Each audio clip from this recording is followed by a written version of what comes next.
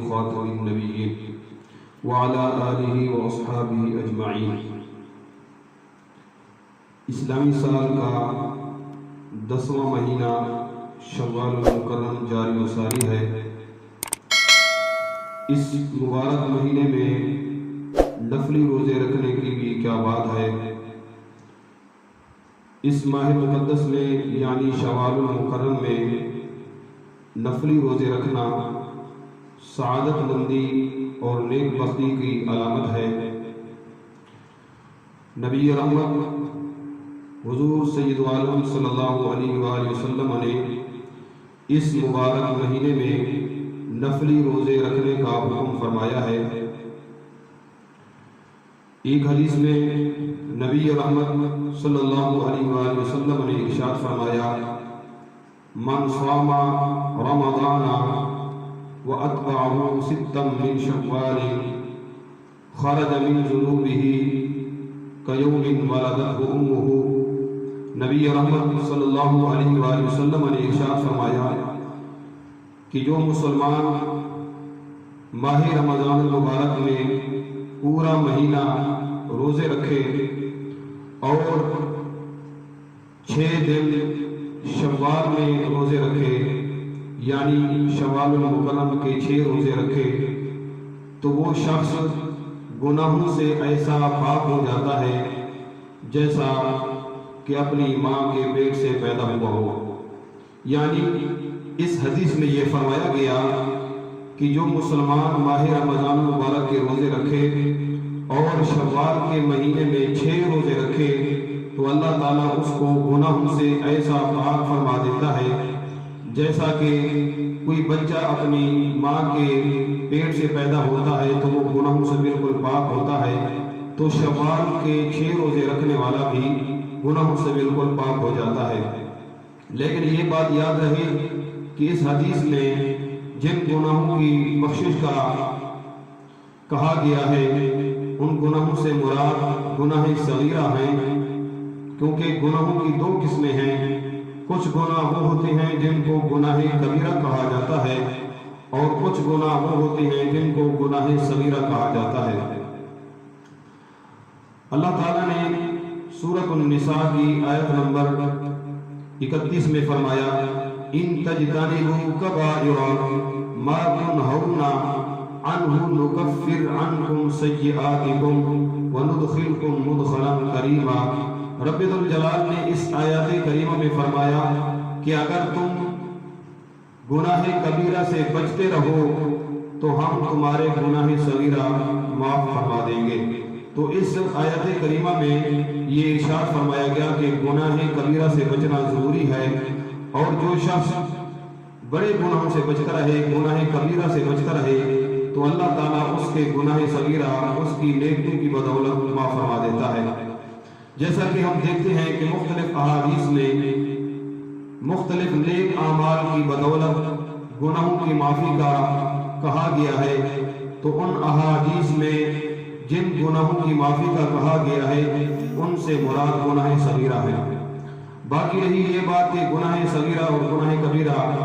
کیسے گناہ ہوتے ہیں، تو اس بارے میں جو صحیح قول ہے علماء کا کہ گناہ کبیرہ اس گناہ کو کہا جاتا ہے کہ جس کے کرنے پر اللہ تعالیٰ نے عذاب کی دھمکی دی ہو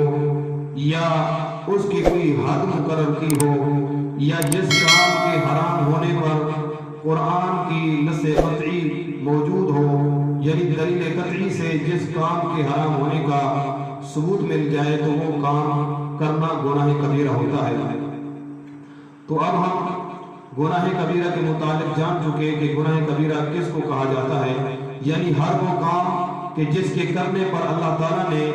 عذاب کی دھمکی دی ہے، یا جس کام کا حرام ہونا نص قطعی سے ثابت ہو،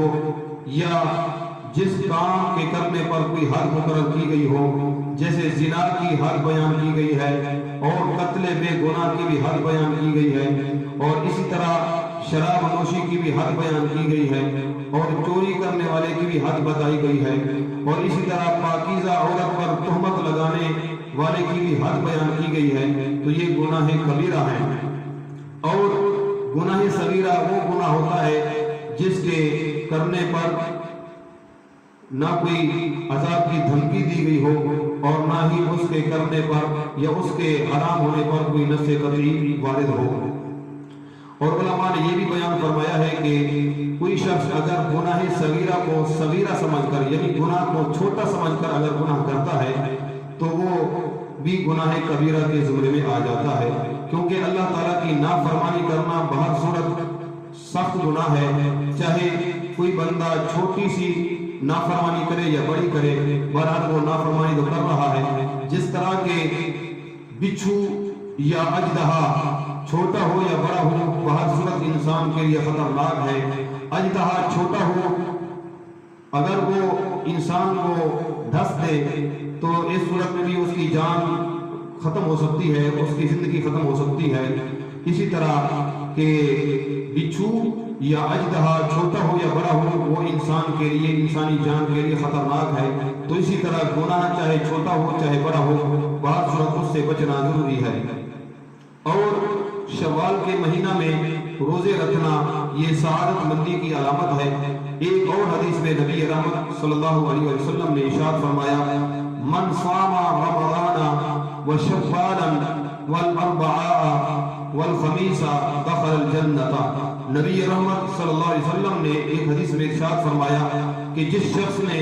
माह रमज़ान के रोजे रखे और शव्वाल के रोजे रखे और बुध और खमीस के दिन रोजे रखता रहा तो वो शख्स जन्नत में दाखिल होगा। तो इस हदीस से ये साबित होता है कि माह रमज़ान के रोजे रखने वाला और शव्वाल में इसके 6 दिन रोजे रखने वाला और बुध और खमीस के दिन रोजे रखने वाला जन्नत में दाखिल होगा। तो अब इससे ये लाजिम नहीं आता कि कोई शख्स अगर नमाज नहीं पढ़ता या दीगर फराइज और वाजिबात अदा नहीं करता सिर्फ रोजे रखने से वो जन्नती हो जाएगा। इस तरह नहीं है कि अगर कोई शख्स माह रमज़ान के रोजे रखता है, शव्वाल के रोजे रखता है तो उस पर यह भी लाजिम है कि बाकी इबादत भी अदा करे। अगर उस पर नमाज फर्ज है तो वो नमाज भी पढ़े, अगर उस पर ज़कात फर्ज है तो वो ज़कात भी अदा करे, अगर उस पर हज फर्ज है, साहिब इस्तिताअत है तो वो हज भी करे, तब वो जन्नत में दाखिल होगा। यानी बाज़ अमाल करने से बंदा जन्नती नहीं बन जाता, उस पर लाजिम ये है कि वो तमाम फराइज़ व वाजिबात की अदायगी करता रहे। और गुनाह कबीरा के मुतालिक भी जानना जरूरी है कि जो गुनाह कबीरा होते हैं वो तौबा से माफ होते हैं और गुनाह सगीरा जो होते हैं वो किसी नेक अमल की बरकत से माफ हो जाते हैं। और गुनाह कबीरा की भी कई किस्में हैं। कुछ गुनाह कबीरा वो होते हैं जिनका ताल्लुक हुकूकुल्लाह से होता है कि वो गुनाह अल्लाह ताला के हुकूक से मुताल्लिक होते हैं। तो ऐसे गुनाहों की सूरत में अल्लाह ताला से माफ़ी मांगना और तौबा करना ज़रूरी है। मसलन नमाज ना पढ़ना, रोज़ा ना रखना, हज अगर फ़र्ज है तो हज ना करना, ज़कात अगर फ़र्ज है तो ज़कात अदा ना करना, और इसी तरह उश्र अगर लाजिम है तो उश्र अदा ना करना, और कुर्बानी अगर वाजिब है तो कुर्बानी अदा ना करना। ये हुकूकुल्लाह है। अगर कोई शख्स नमाज नहीं पढ़ता रहा, रोज़े नहीं रखता रहा तो उस पर लाजिम है कि वो नमाज छोड़ने, रोज़ा छोड़ने और हज और ज़कात अदा ना करने की वजह से अल्लाह ताला की बारगाह में तौबा करे। लेकिन यहाँ तौबा भी काफ़ी नहीं है, बल्कि उस पर लाजिम ये है कि वो तौबा भी करे और इनको अदा भी करे, यानी कज़ा की सूरत में इनकी अदायगी वाजिब है। मसलन किसी शख्स ने पूरा साल नमाजें नहीं पढ़ी, अब वह तौबा करना चाहता है तो सिर्फ तौबा करने से उसकी साल की जो नमाजें हैं वो माफ़ नहीं होगी, बल्कि नमाज को अपने वक्त पर ना पढ़ने का गुनाह तो माफ़ होगा, लेकिन पूरे साल की जो उसने नमाजें नहीं पढ़ी उनकी कज़ा करना ज़रूरी होगा। यानी सिर्फ फराइज़ व वाजिबात की अदायगी करेगा कि कज़ा में सिर्फ फर्ज पड़ेगा और वित्र पड़ेगा। और इसी तरह अगर उस पर हज फर्ज था और वो साहिब इस्तिताअत भी था लेकिन उसने हज नहीं किया तो उसने ये हज छोड़कर गुनाह कबीरा किया है, तो अब उसको अल्लाह की बारगाह में तौबा करनी होगी। लेकिन अगर वो अब भी साहिब इस्तिताअत है तो उस पर हज करना बदस्तूर फर्ज है। और इसी तरह अगर वो मालदार था, साहिब निसाब था और ज़कात अदा नहीं करता रहा तो ज़कात अदा ना करने की वजह से वो गुनाह कबीरा का मुर्तकिब होता रहा, अब उस पर ये लाजिम है कि वो अल्लाह की बारगाह में माफ़ी मांगे और तौबा करे, लेकिन इसके साथ साथ जितने सालों की उसने ज़कात अदा नहीं की उन सालों की ज़कात भी अदा करे। और इसी तरह उस पर कुर्बानी वाजिब थी लेकिन कुर्बानी अदा नहीं करता रहा, तो अब अल्लाह की बारगाह में तौबा भी करे और जितने साल उसने कुर्बानी नहीं की उतने साल के कुर्बानी के जानवरों की कीमत का जो है वो सदका भी करे, तो इस सूरत में उसकी जो है वो गुनाह माफ होंगे। यानी इन सूरतों में जो फराइज़ व वाजिबात हैं उनकी अदायगी भी करना ज़रूरी है, सिर्फ तौबा काफ़ी नहीं। और बाद गुनाह कबीरा ऐसे होते हैं जो हुकूकुल इबाद से मुंसलिक होते हैं। मसलन किसी शख्स ने किसी से नाहक पैसे छीन लिए या किसी का कर्ज दबा लिया या चोरी की किसी की या रिश्वत के जरिए किसी से नाहक पैसे लिए, तो इन सूरतों में उस पर लाजिम ये है कि जितना उसने किसी का हक मारा है, नाहक किसी का पैसा उसने जब्त किया है, तो इन सूरतों में उनकी अदायगी भी करना ज़रूरी है। और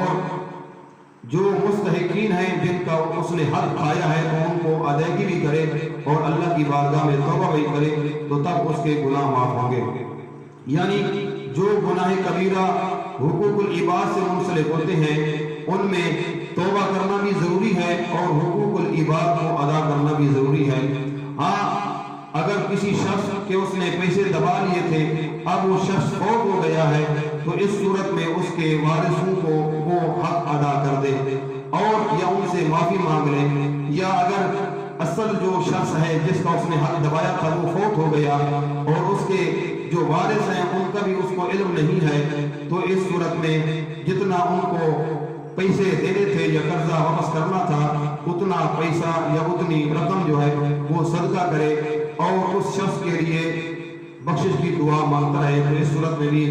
उसके गुनाह की माफ़ी की उम्मीद है। अल्लाह ताला की बारगाह में दुआ है कि अल्लाह ताला हम सबको दीन इस्लाम पढ़ने समझने उस पर अमल की तौफीक मरहमत फरमाए। आमीन व आखिर दावा या अल्हम्दुलिल्लाहि रब्बिल आलमीन।